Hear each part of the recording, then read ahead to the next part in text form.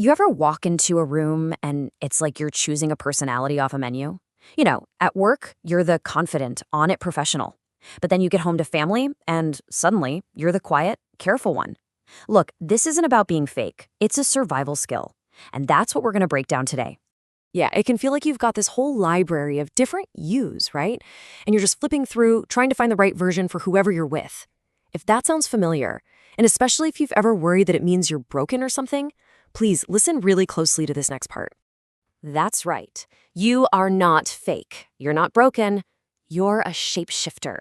What you're experiencing, there's a really deep psychological reason for it. This isn't some flaw in your character. It's a trait you learned. And yeah, it has a name.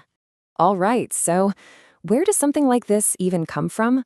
Well, here's the thing. This wasn't a choice. For most people, this trait was forged in, let's call it a childhood training camp. It had to be. It was a skill you needed just to survive. And this comparison, man, it really shows you the difference, doesn't it?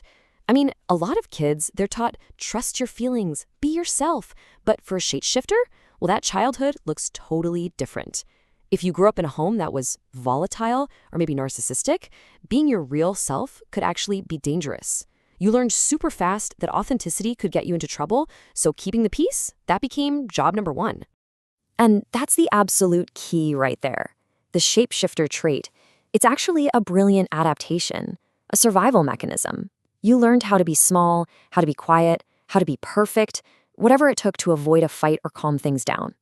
You literally became a master at changing your shape to fit what other people needed, all just to stay safe.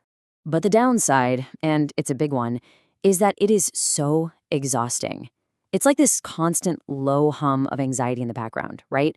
You always feel like you're just one wrong move away from losing someone's approval. And after years of this performance, it leads to that really haunting question. Does anyone even like the real me? Or do they just like the costume I wear for them? Okay, but here's where we're going to flip the script. Because what if this thing, this trait that feels like such a weakness, is actually your hidden superpower? No, seriously, think about it for a second. All those years you spent carefully studying people just to stay safe? That wasn't wasted time.